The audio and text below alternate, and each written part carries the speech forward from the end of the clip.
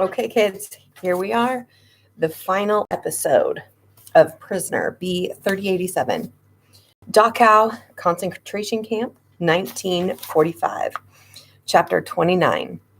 The day after I got to Dachau, the man next to me in my bunk got the camp fever. Camp fever was what everyone called the typhus that spread like fire throughout the ranks of prisoners. It started with a headache and a fever, then became a cough. My bunkmate got a spotty rash on his chest, and soon he was so delirious he couldn't speak or understand a word I said to him. The Nazis did nothing to treat him or any of the other prisoners who got the camp fever. The man from my bunk died 3 days later, coughing up blood. Prisoners died by the hundreds every day. I always tried finding somewhere else to sleep, away from the sick, but it was almost impossible. More than 1,500 prisoners were crammed into barracks built to house 250 prisoners. It was a wonder we didn't all have typhus within a week, the way we had to sleep on top of one another. Each day I woke up expecting to be sick, and it seemed like a miracle when I went to bed that night, spared. At least the Nazis didn't expect the sick to work, too. They didn't make any of us work at Dachau. Prisoners had once worked here, like all the other camps, but not now. Dachau was in chaos. Some days we didn't even have roll call. The war was coming to an end, and we all knew it, even the Nazis. Like we had guessed, the Germans had been moving us around to avoid the approaching Allied attack. Even so, the chimneys still burned day and night, day and night. One night, early in the spring, we woke in the barracks to the sound of explosions nearby. They were so close, they were deafening. A building in the compound exploded, shaking our barrack, and I covered my head with my hands, just like all the prisoners around me. There was no place to go, no place to hide. The war had come to Dachau, and any moment a shell or a bomb might fall on our building and kill us all. So many times I had wished for a bomb to fall on me, to end my suffering, but now I prayed that no bomb would hit me. Now, not when I was so close to the end. If I could only survive a little longer, I thought, just a little longer. Planes roared overhead for hours. Bullets fired. Pop, pop, pop, pop, pop, pop, pop. From inside or outside the camp, I didn't know. The heavy poom, poom, poom of artillery shook our wooden beds, and the dust and dirt of 7 years rained down on us from the roof. I heard Nazis shouting to one another in German. More gunshots, more bombs exploding, and I kept my head down like the rest of the prisoners, whispering to death, pleading for it to pass me by yet again. Then, close to dawn, the shooting and the explosions stopped. I felt a rush of relief at the silence. The bullets and bombs might come again another day, but for now, we were alive. Used to the sounds of war coming and going, we went back to sleep. There might be a roll call in the morning, and we would need all the rest we could get. But come morning, something was different. For one thing, no capo had come around to wake us up. I woke only because my body told me it was the time. As everyone stirred in their sleeping shelves, we looked around at one another, wondering where our jailers were. One of the prisoners crept to the door and peeked outside. There aren't any guards, he told us. I don't see any guards. What trick was this? I didn't believe it. Slowly, we all climbed down from our shelves and looked out the windows and doors. The man was right. There wasn't a capo or an SS officer to be seen. Prisoners staggered out of each of the barracks, looking this way and that, waiting for the Nazis to jump out and start shooting us. But the camp was empty. The Nazis had fled in the night. I staggered into the yard, but there I stood. I didn't know what to do. None of us did. For so many years, we had only done what we were told. That was the only way to survive. Now I was on my own. I could walk right up to the front gates of the camp and walk away. But where would I go? What would I do? My home was in Krakow, hundreds of kilometers away. And what was home anymore? I had no family to go back to, no apartment that still belonged to me. I had no possessions or belongings. And even if I tried to go back, who would help me to get there? Who would give me real clothes? Who would feed me? Who would be my friend, a Jew, when no one had stood up for me to begin with? The grim reality set in. We were free, but we were still Jews in a land that hated us and that had stolen everything we owned and had taken our families and put us in camps and gassed us and cremated our bodies. Soldiers! Someone at the front gates cried, "Soldiers are coming!" I steeled myself. So this was it then. The Nazi army would kill us all, gun us down, and leave us for dead before the war ended. The extermination of the Jews was unfinished business. Some people ran for the barracks as if to hide, but most of them, like me, stood in the yard and waited for what was to come. The gates opened and soldiers marched into the yard. But the soldiers weren't wearing gray and brown. They were wearing green. Their helmets looked different from the SS helmets, too. And the tank that followed them, the tank had an American flag on it. It's the Americans, I cried, feeling something close to joy for the first time since I could remember. The Americans are coming. The Americans. The Allies had reached us at last. Some prisoners hurried up to the American soldiers to shake their hands.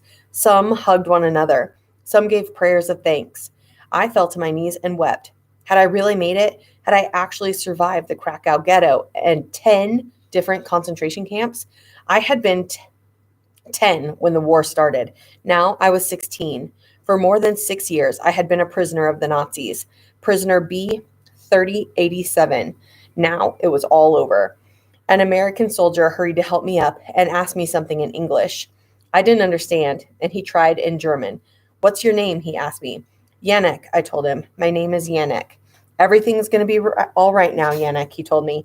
And for the first time in 6 years, I believed he was right. Munich, 1945. Chapter 30. As soon as they could, the Americans took us away from Dachau. We had walked and had been trucked and had been taken by train so many times to so many horrible places that some of the prisoners were reluctant to go. But the Americans assured us that it was all over and gave us blankets and food for the short truck ride into Munich. The Allies occupied the city, and there they would house us until they figured out what to do with us. I was put in a building that had once, I was told, been barracks for SS officers. An American soldier led me upstairs to a big room filled with bunk beds and told me which one was mine.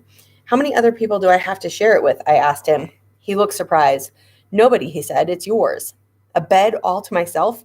Then, wonder upon wonders, the soldier gave me a blanket, a pillow, and sheets for the bed. Sheets? My fellow prisoners and I looked around at one another like we were on some alien planet.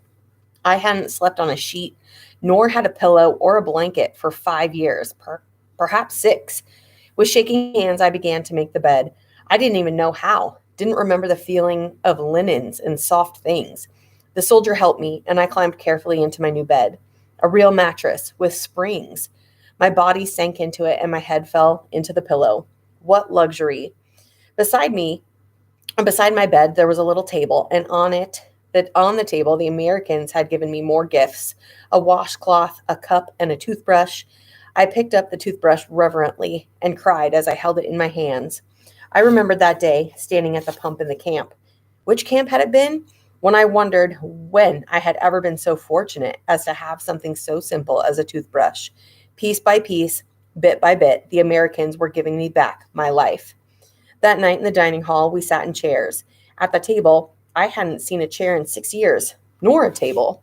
The tables were long, with places set for 10 people at each. The American soldiers stationed with us came in and sat down with us. We were to eat the same food that the soldiers ate. There were plates at the table and silverware. I picked up a fork and I looked at it the way I had my toothbrush, like it was some artifact from another world. There were napkins, too. I watched the Americans tuck their napkins into their collars, and I did the same. And then they brought the food. Big platters of roast beef, mashed potatoes, gravy, and baskets of rolls. More bread than any of us had seen in years. The man across from me started to cry, and the American soldiers didn't know what to do. Would you pass the salt? I asked him. The man looked up at me through his tears, and he started to laugh. He was laughing and crying at the same time. Pass the salt, he said. Yes, he said, laughing. Yes, let me pass you the salt. And so we began to pass the food around, this feast that the Americans laid out for us. They couldn't understand our tears, couldn't know how amazing such a simple meal was to us. Would they ever understand? Would anyone who hadn't survived what we had survived understand? We could tell them all about it, describe it in every detail, the horrors of the camps and the way we were treated, but no one who had not been there would ever truly understand. As the food filled my plate and the soldiers and former prisoners around me began to eat, I remembered that day in Krakow so long ago, the day the war had begun. I remember the food on the table in my old apartment in Pagorza and all my family sitting around me. Mother and father, Uncle Moshe and Aunt Gisela, little cousin Zikta, Uncle Abraham and Aunt Fela, my cousin Salah, Dawid, and their two boys. They were all dead and gone now. I thought too of my friend Fred and the boy who had been hanged for trying to escape, and the man who had fought back, and all the other people I had watched die. They filled my table and the tables all around me, taking the places of all the real people in the room. The dead would always be with me, I knew, even when I was surrounded by life again, even if the Americans gave me back all the objects I had lost. It would be the same for all of the other prisoners, too, I knew. They smiled as they ate, but there was sadness in their eyes, sadness for the people we had lost and would never get back. But I was wrong about losing everyone. A few days later, I was out for a walk in my Munich neighborhood. I walked the streets whenever I could. I still wasn't used to the fact that I could walk as I pleased, that I wasn't gripped by thirst and hunger every second. I was thinking about what the rest of my life would hold when I saw a familiar face. She passed by on the other side of the street, and for a moment I thought I had to be mistaken. "Mrs. Immerglick?" I called, and I dashed across the street to get a closer look. "Mrs. Immerglick?" The woman turned. It was Mrs. Immerglick, that mean old lady who'd lived across the hall from me in Krakow. She burst into tears when I told her who I was, and she hugged me so hard I couldn't breathe. "Oh, Yanek, it's so good to see you," she said at last. "The last time I saw you, you were just a boy. Now look at you. You're a grown man." I had grown, even in the camps, and when I looked in the mirror these days, I didn't recognize the person staring back at me. "The last time I saw you," I told her, "you yelled at me for bouncing a ball in the hall." Yes, you and that ball." She gripped my shoulders tight, as though if she let go, I would disappear. "Oh, my dear boy, how I wish we could go back there now. How I wish we could start again. I wouldn't have yelled at you, I promise." I laughed, a sound so strange to me as my own face.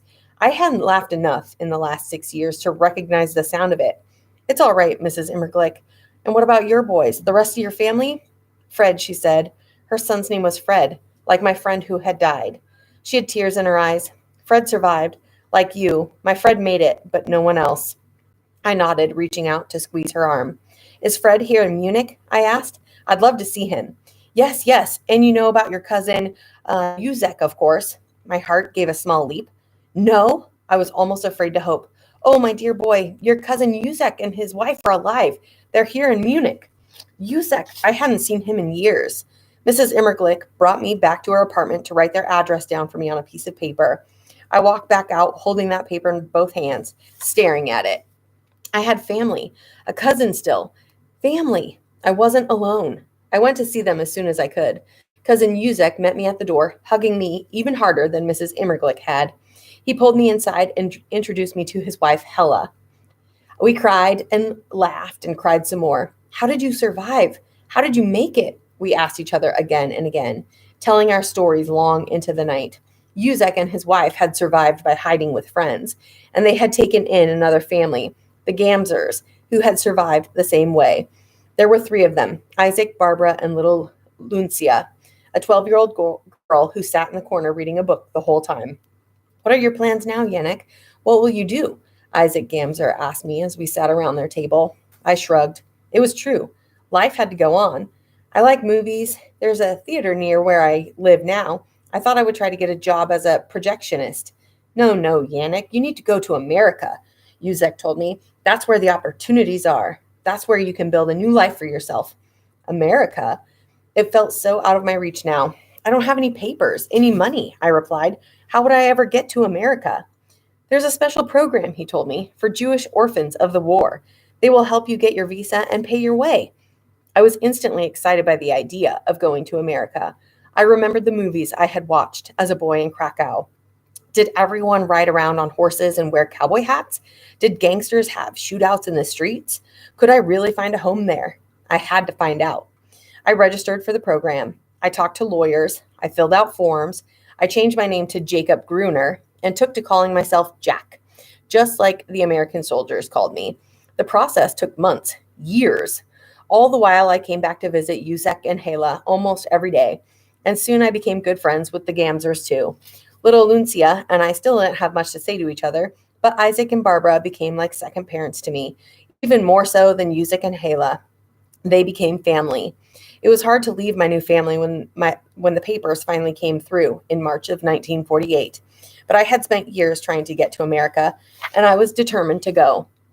Yusek, Hala, and the Gamzers and I had an emotional farewell before I boarded the train that would take me to the coast, where I would catch a ship to the United States.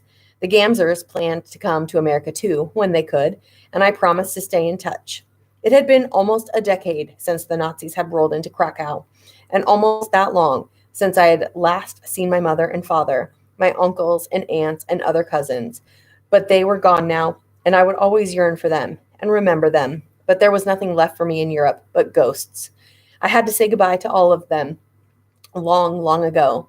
I stepped on board the train and didn't look back. For 9 years, I had done everything I could to survive. Now it was time to live. The next piece is the afterword. While the story of Jack Gruner is true and remarkable, this book is a work of fiction. As an author, I've taken some liberties with time and events to paint a fuller and more representative picture of the Holocaust as a whole. All this was done with Jack's blessing, so that the horrors and realities of the Holocaust, beyond those that he personally experienced, would not be forgotten. Jack did, in fact, survive the harsh conditions of the Krakow ghetto by living in a pigeon coop with his parents. He baked bread under the cover of night with his aunt and uncle and his bar mitzvah in a basement, and watched his parents be deported by the Nazis, never to see them alive again. At Plazow, Jack hid under the floorboards from Eamon Goeth and was inexplicably spared by the madman when he emerged. Even more incredibly, while Jack was at Plazow, he worked for a time at the very same enamelware factory where German businessman Oskar Schindler later saved hundreds of Jews from extermination. Schindler was able to protect the Jews who worked there because Goeth made enough money off the factory to look the other way. But Jack was transferred away from Plazow a mere 3 months before Schindler began protecting his workers from the Nazis. Jack only learned how close he was to salvation years later, when the true story of Schindler's List was told. Jack then went on to survive 9 more concentration camps. At Weisleka, he toiled beside the famous salt statues that became a tourist attraction after the war. At Birkenau, he waited under the gas heads for death, only to be showered with cold water instead. At Auschwitz, Jack came face to face with the infamous Nazi monster Josef Mengele and lived. Jack endured slavery and starvation, death marches and cattle cars, Allied bombings and Nazi beatings. One of the more than 1.5 million Jewish children living in Europe before the war, Jack was one of only 500,000 to survive. After the war, Jack immigrated to America and became an American citizen.